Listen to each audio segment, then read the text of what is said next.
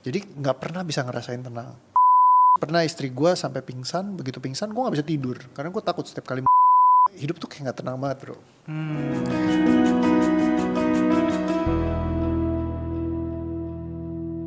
Oke, Gantian gue yang saya gantian menjadi host ya. Oke.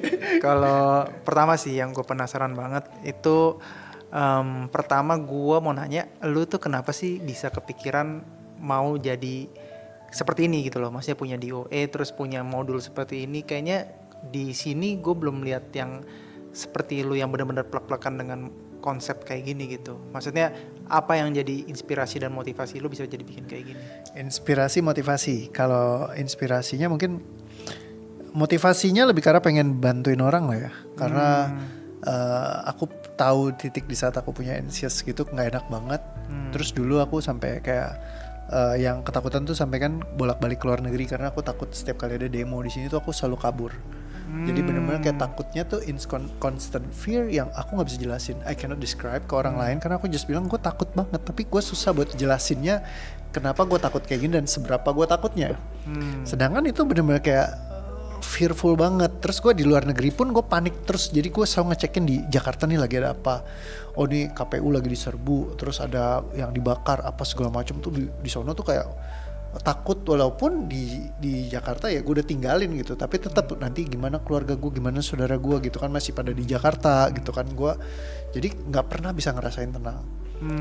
Nah terus pernah istri gue sampai pingsan, begitu pingsan gue nggak bisa tidur karena gue takut setiap kali malam begitu gue kebangun dia masih belum ada. Aduh nih istri gue gimana gitu kan, kayak selalu ketakutan. Begitu ada bunyi suara kenceng dikit kaget gitu. Nah jadi itu yang terus-terusan kayak gitu, hidup tuh kayak nggak tenang banget bro. Ya dulu kalau mau naik pesawat terbang sampai gue harus napak tuh kakinya nyimbangin karena gue takut kalau gue napak sebelah nanti pesawatnya miring. Wow. Jadi it's very funny gitu kalau diinget-inget gitu ya, kayak gue masih inget seberapa gue takutnya ketika gue naik eskalator gitu ya. Terus kayak gue takut eskalatornya roboh gitu. Oke. Nanti gue ketelan kayak yang di TikTok Oh, gitu atau imajinatif iya, banget jadi ya. kayak bener-bener selalu skenario terburuk yang ada di kepala gue. Dan it's nightmare bro kalau kamu hidup di bumi tuh harus penuh ketakutan kayak gitu kan. Iya, iya. Ya kan kayak ketakutan akan masa depan, nanti gimana gue ngidupin keluarga, gimana gue begini gue begitu. Kalau gue kena stroke gimana, nanti istri gue dari dulu kan banyak dimanja, disayang terus, dia banyak yang rawatin, banyak yang sayangin. Kalau gue kena stroke nanti siapa yang mau ngurusin gue? Apakah dia bisa bantu ngurusin gue juga? Itu jadi ketakutan gue terus yang muncul di sini. Oke. Padahal gue nggak tahu gue bakal kena stroke apa enggak, gue juga nggak ngerti kan. Iya, iya. Cuman ketakutan banget gitu. Gara-gara opa gue juga dulu pernah stroke, gue pernah ngeliat dia belasan tahun di kursi roda gitu, nggak bisa ngapa-ngapain. Jadi gue sangat takut sekali gitu. Nah anxiety kayak gini gue nggak ngerti cara breaknya gimana. Semua orang cuma bilang you need to control. Kamu perlu untuk apa ya, kayak ya move on. Udah nggak usah pusing, kamu cari yang lain, kamu lakukan aktivitas kayak ngapain, kayak olahraga, kayak hobi, kayak segala macam. Jadi kayak all the solutions adalah kabur. You need to move on, melarikan diri dari itu semua karena kamu jangan sampai dipengaruhi sama itu. Kamu harus geser. Be mindful. Kalau misalkan ada ketakutan ini, sadari bahwa itu bukan kamu. Kamu kayak satu being yang terpisah dari tubuh kamu. Sadari bahwa kamu di atas itu semua dan biarkan saja itu berlalu. Nanti pasti akan lewat sendiri. Gue bukan soal berlalunya, gue pengen itu hilang. Ya kan? I just want it kayak bener-bener gone gitu. Gue pengen punya ketenangan gue karena dari dulu tuh gue tenang.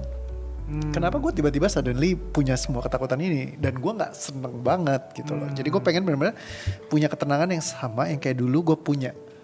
Oke. Nah makanya akhirnya begitu ketemu sistemnya DOE, gue apply ke diri sendiri, bisa ya gue punya ketenangan kayak gitu. Bukan berarti gue gak bisa anxious lagi ya. Bisa aja kejadian tertentu yang menyebabin gue mungkin anxious di kemudian hari. Tapi karena gue tahu gimana cara buangnya, gue bisa netralisir supaya itu gak terus-terusan kayak menghantui kehidupan gue. Karena dari kecil gue udah di SD udah harus minum Ritalin karena di diagnose itu kan obatnya untuk ADHD. Nah jadi orang yang ADHD itu kalau menurut Kerwin Ray dia yang prone into trauma dan juga mereka akan banyak kayak bisa muncul kayak anxiety, terus pikirannya nggak bisa fokus segala macam, ke distract terus dan lain-lainnya. Nah ketika aku banyak break akhirnya aku bisa lebih fokus, aku bisa lebih santai, terus kayak space aku tuh punya sendiri. Kayak di sini sekarang aku ngobrol tuh ya bisa ngobrol sama kamu ya udah nggak ada yang aku nggak mikirin, kayak aku bisa completely fokus buat kamu nih dari tadi selama berjam-jam kita ngobrol. Aku tuh nggak mikirin yang lain sama sekali gitu. Kalau dulu tuh susah karena ini kayak bercabang-cabang terus pikiranku. Kayak gitu. Jadi aku bisa duduk nangkringin aja orang kayak gini, kamu ngomong apa aku bisa tungguin segala macam tanpa aku harus lihat handphone ke distract atau apa, pikiran aku di mana enggak. Kayak gitu. Karena aku jadi punya lagi tubuhku sepenuhnya saat itu semua beban-bebannya dibuang, dia nggak menciptakan lagi semua suara-suara itu. Nah jadi ketika kamu udah ngerti kayak gini, aku tuh jadi kayak oke, Tuhan titipin ini ke aku. Out of billion people, 7 miliar orang di atas muka bumi, berapa banyak orang yang pengen banget buat nge-crack code-nya tentang fisiologi ini, pengen beresin emosinya mereka, pengen nolong orang lebih banyak buat bisa terbebaskan, tapi kok Tuhan titipinnya sama gua. Gitu. Jadi ketika Tuhan titipin sama gue, terus gue ngeliat setiap hari banyak orang yang kebantu, yang tiba-tiba hidup mereka berubah, it shifts gitu. Jadi kayak change me, kayak completely dalam hati buat aku kayaknya oke, ini nggak bisa kalau gue tinggalin, karena kalau gue tinggalin ya kayak sayang gitu. Ini legacy yang Tuhan kasih, dipercayakan sama gue.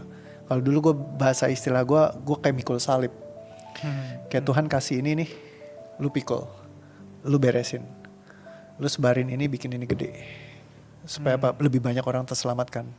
Karena banyak orang yang sekarang kan banyak kebantu, banyak yang hidupnya berubah.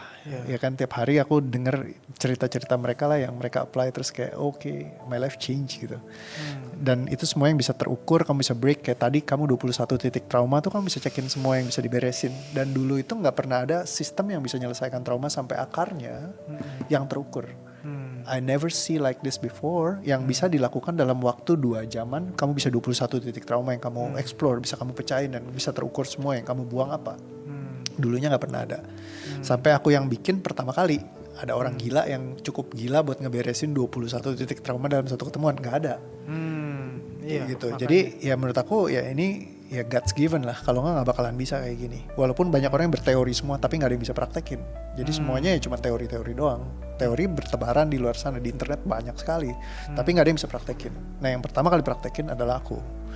Nah, jadi begitu aku kayak gini, ya menurut aku ya ini sesuatu yang mesti aku tanggung jawab, yang aku pikul.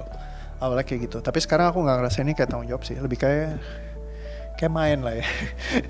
Tapi it's your main ini kan, maksudnya bukannya side hustle juga kan, main job juga. Actually bukan side hustle, karena ini justru bukannya nambahin selama ini sih ya dulu, bukannya ngasih rezeki, malah yang ada aku banyak invest di sini.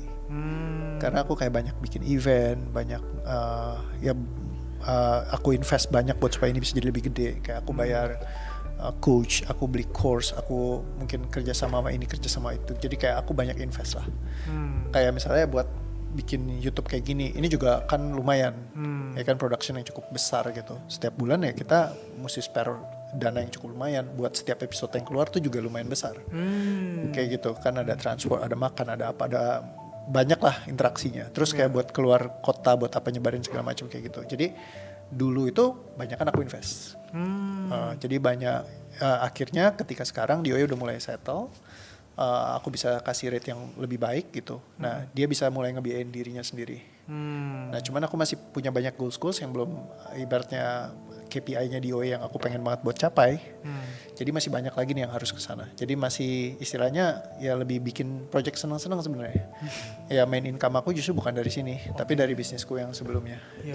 Kayak gitu. Nah cuman ya DOA udah mulai lebih sehat lah kayak gitu sekarang. Kalau dulu kan harus aku yang topangin semua dari usahaku. Tapi kalau sekarang dia udah mulai bisa biayain sendiri, terus udah mulai bisa mikir buat ngembangin lagi. Semoga ya bisa lebih gede gitu. Nah itu yang aku ini. Keren sekali, kayak givers gain banget ya kalau di salah satu komunitas. Iya, kalau di Magnify ya kita bicara givers gain ya, memang kayak gitu sih. Ya karena mungkin dari dulu banyak memberi, ya akhirnya sekarang banyak ya apa ya, bisa ya flourish lah menurut aku kayak gitu. Dan aku berharap ya kedepannya bisa lebih gede kalau Tuhan masih percayakan ya kayak gitu.